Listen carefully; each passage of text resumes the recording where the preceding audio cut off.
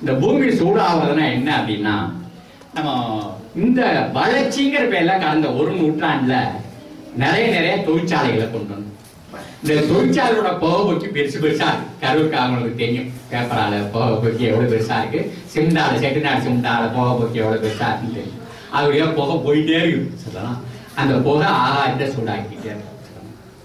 இந்த வாகனங்கள் பெருசு வேகமா ஓடிட்டே பெருகிட்டே இருக்கு. அது வேகமா ஓடிட்டே இருக்கு. லாரியா ஓடுது, கண்டெய்னரா ஓடுது, பஸ்ஸா ஓடுது, நம்ம காரா ஓடுது, டூ வீலரா ஓடுது, எல்லாம் புகையை விட்டுட்டே போகுது. அதுக்கப்புறம் காடுகள் காணாம போயிட்டே இருக்குது. நாலாவது நம்ம ரசாயன உரங்களை பூமியில கொட்டிக்கிட்டே இருக்கு. அந்த யூரியா, டிஏபி இதெல்லாம் மண்ணில் போட்டோம்னா நைட்ரேட் எல்லாத்தையும் அது நைட்ரஸ் கேஸா மாறி அது ஆகாயத்தை போய் சூடாக்கிக்கிட்டே இருக்கு. அது ஆகாயத்தை போய் சூடாக்குறது மட்டும் இல்லாம என்ன ஆச்சு, இந்த ஃபேக்டரிகள்லாம் கக்கன அமிலங்களும் அந்த பனித்துளியும் மழைத்துளியுமா சேர்ந்து வண்டி பை மாறி அதை சூழ்ந்துருச்சு பூமியை. இது பேர் கார்பன் பெல்ட். இந்த கார்பன் பெல்ட் பூமியில இருந்து ஒரு 20 கிலோமீட்டர் தூரத்துல இருக்கு. 15 இருந்து 20 கிலோமீட்டர் தூரத்துல இருக்கு. இந்த கார்பன் பெல்ட் என்ன பண்ணுது அப்படின்னா, பூமிக்கு வந்து திரும்பற வெப்பத்தை விடமாட்டேங்குது. ஒரு நல்ல உதாரணம் சொன்னாங்க. என்ன உதாரணம்னா, காரை வந்து வெயில நிறுத்திட்டு வந்துட்டோம். பஸ்ஸே எடுத்துக்கங்களேன். நம்ம பஸ் ஸ்டாண்ட்ல பகல் 12 மணிக்கு அவசரமா ஊருக்கு போக வேண்டியவங்க உள்ள போய் அந்த தொடர்ந்து அந்த என்ஜின் ஓடிக்கிட்டே இருக்குது.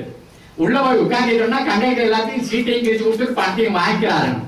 அதுக்கப்புறம் ஆஃப் பண்ணிட்டு 2 பேரும் இறங்கி டீ குடிக்க போறாங்க. டிரைவர் உள்ளுக்குள்ள கேக்குது இல்ல, கேட்டு ஒடுகுது இல்ல.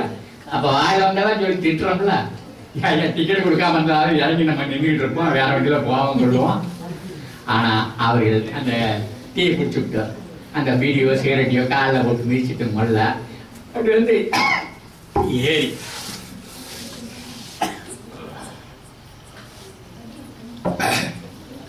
வண்டி எடுக்கும்போது அப்பாடான்னு இந்த காலால தூக்கி விட்டுக்கிட்டு அப்படி உட்காந்துருக்கோம். என்னாச்சு, குழு குழுன்னு. வண்டி நிக்கிறதுக்கும் ஓடுற வண்டிக்கும் என்ன வித்தியாசம்னா 1 டிகிரி வெப்பம் வித்தியாசம்.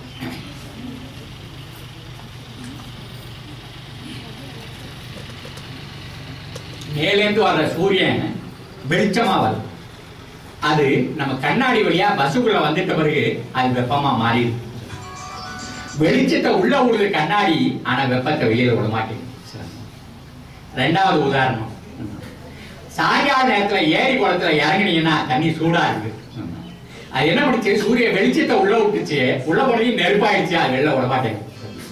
அந்த கண்ணாடி போல, அந்த தண்ணீர் போல இந்த கரிவளையம் என்ன பண்ணுது அப்படின்னா, சூரிய வெளிச்சத்தை உள்ள விடுது, இங்க வெப்பமாய் திரும்பும்போது விடமாட்டேங்குது. வெப்பம் பூட்டப்பட்டு விட்டது, பூமியை சுற்றி பூட்டப்பட்டு விட்டது. அது என்ன பண்ணுதுன்னா, பனிக்கட்டியை உருக்கி அப்படியே ஆறா ஒடியார விடுது, அப்படியே கலர் விட்டது. பல பேர் பல காரணங்களா சொல்லி இருந்தாங்க. இப்ப ஆகி போச்சு. நம்ம வங்காளத்துக்கு பக்கத்துல இருக்கிற தீவு தண்ணிக்கு அடியில போயிடுச்சு. அந்த பங்களாதேஷோடைய ஓரமெல்லாம் தண்ணிக்குள்ள போயிட்டே இருக்காது. இன்னும் கொஞ்ச நாளாச்சுன்னா இலங்கை இருக்காது, மாலத்தீவு இருக்காது, இப்படி தீவுகள் காணாம போயிட்டே இருக்கிறோம். நம்ம 2004 இங்க சுனாமியை பார்த்தோம். இப்ப 2வது சுனாமி இங்க இந்தோனேசியா ஒரு கலைக்கு ஒரு தீவியா காணாம போயிடுச்சு. நீங்க இங்க இருந்து பாக்குறது ரொம்ப கஷ்டம், நம்ம நினைச்சு பார்க்கறதே கஷ்டம். இங்க நம்ம கடல்ல இருந்து மழை ரொம்ப தூரத்துல இருக்கு. நான் இந்தோனேசியாவுக்கு போனேன் இந்த சுனாமி பாதிக்கப்பட்ட நிலத்தை மாத்துறதுக்கு. அது போனது எனக்கே ஒரே அதிர்ச்சியா இருந்தது. கடலுக்கும் அந்த மழைக்கு 2 கிலோமீட்டர் தான் வித்தியாசம். ஆனா சுனாமி உள்ள அச்ச போது பார்த்தா ஒரு வீடு கூட முழுசா நிக்கலாம், எல்லாம் தரவட்டா. அவன் வாழ்ந்த அத்தனை பேரும் செத்து போனான். யாரெல்லாம் ஊருக்கு வெளியில வேற வேலையா போயிருந்தானா அவன் மட்டும் தான் பொழைச்சான். அவன் மட்டும் வந்து வீட்டை மரத்து பூச்சி கட்டிடுறான். அதனால நம்ம எதிர்பாராத விளைவுகள் வருது பாருங்க, அது எப்போ வரும் என்ன செய்யும்னு தெரியாது. இன்னைக்கு பாத்தீங்கன்னா நாடு முழுவதும் இந்தியாவோட பல இடத்துலயும் பூகம்பங்கள் ஆடிட்டு இருக்கு. போன வருஷம் பெய்ஞ்ச வெள்ளத்துல கர்நாடகாவில் 25 கிராமங்களை காணாம போகுது. அந்த இமயமலையில அந்த லேன்னு ஒரு பகுதி இருக்குது. அந்த லே பகுதி நான் போனதில்லை, ஆனா அங்க இருக்க நண்பர்கள் பணம் போட்டு காமிச்சிருக்காங்க முகாம்களுக்கு வந்த போது. அங்கன்னா பனியாவே பெய்யுது. அந்த வெப்பம் வந்து டெம்பரேச்சர் வந்து 0 டிகிரி கீழே போயிடுது. 0 டிகிரிக்கு கீழே 2 டிகிரிக்கு போயிடுது. அது அப்ப அங்க மேல எல்லாம் இது மாதிரி எல்லாம் கூரை போடலாம், சும்மா பாய விரிச்சு அது மேல களிமண்ணை போட்டு மொழி இழுவி வெயில் தாக்காம இருக்கிறது தானே, பனி இறங்காம இருக்கிறது தானே. திடீர்னு பொச்சுட்டு விழுந்து பாருங்க அந்த இடி மின்ன மழை. அது அப்படியே ஒரே ராத்திரில 500 பேரை சாவடிச்சுட்டு 1000 பேரை காயப்படுத்தி கூடலாம் காணாம பண்ணி போயிடுச்சு. இப்ப பாகிஸ்தான்ல வந்து வெள்ளம் அடிச்சிருக்கு. அந்த ஐக்கிய நாடுகள் சபையோட செயலாளர் சொல்றான், வரலாற்று